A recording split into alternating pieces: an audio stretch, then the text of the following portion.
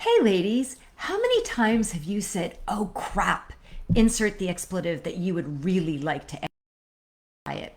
I know that you are not alone. In this video, I'm going to share with you about the 5 stages of going through the practice of intuitive eating. And in this stage, I'm going to be talking about what it's like to come together. And this is stage 3. If you've missed my first 2 videos, don't worry, they're in the links, and they are about what happens when you hit diet rock bottom and the second stage of exploration, when you are starting to notice how to do things that make you feel good. So I'm Lisa Dahl, intuitive eating and body image health coach. I now take my personal dieting experience and help women learn how to break free from dieting, diet culture, and to undiet their life so that they can be happy, healthy, and confident at any size. If you like this video, please share it with another woman who may be suffering with her relationship to food and body.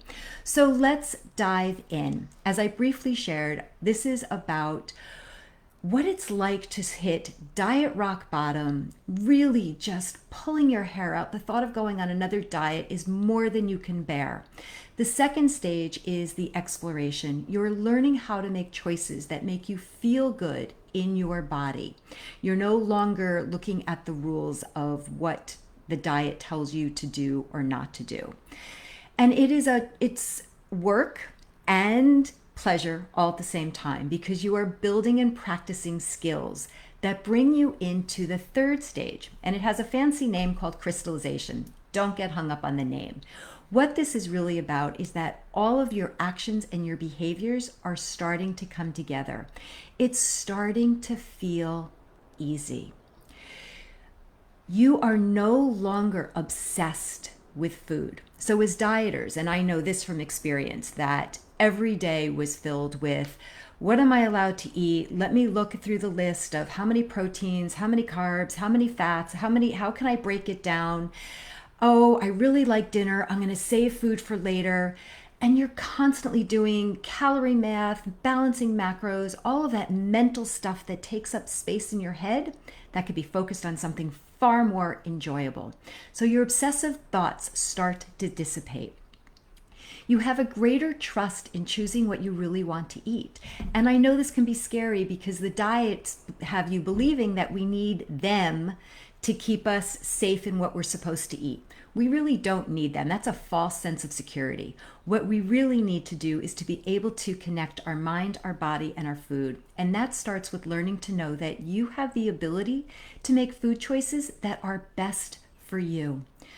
We start to get a greater level of satisfaction with our foods because all these things are starting to come together and we're knowing what we want to eat.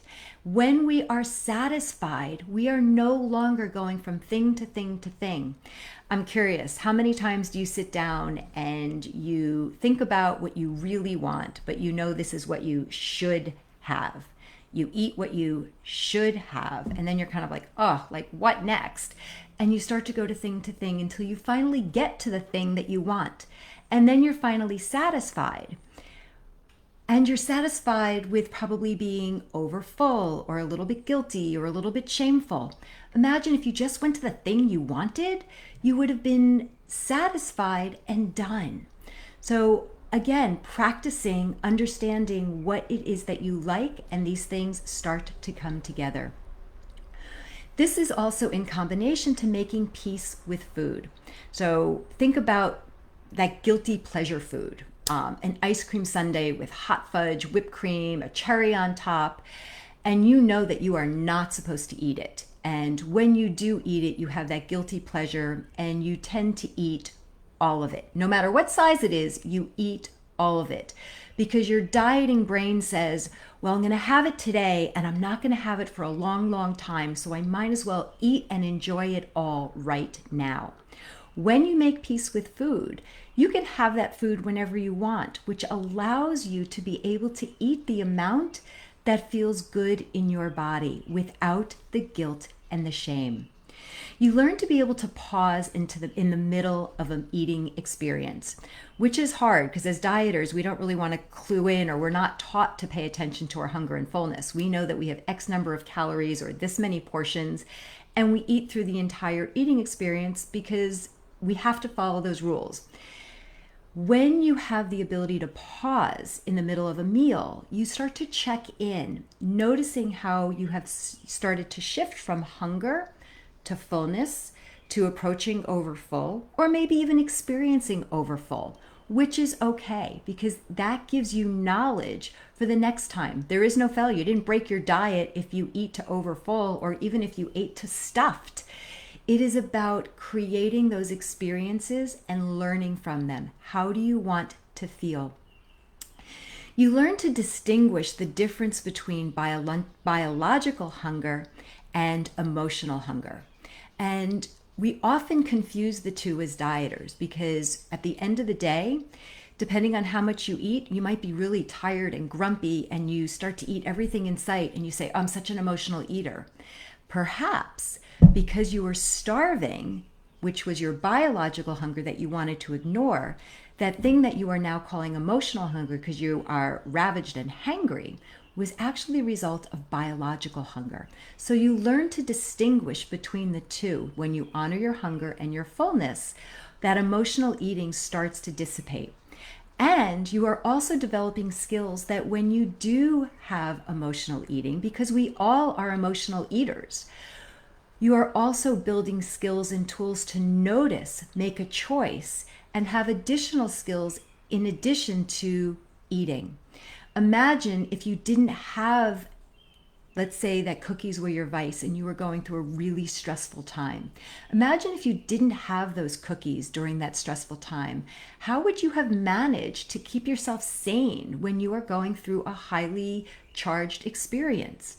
With the practice of intuitive eating and when all these things start to come together, you notice the difference between your biological hunger. You notice when you are having an emotional experience, and you start to learn to use the tools that you are practicing so that it doesn't become an experience that makes you feel awful.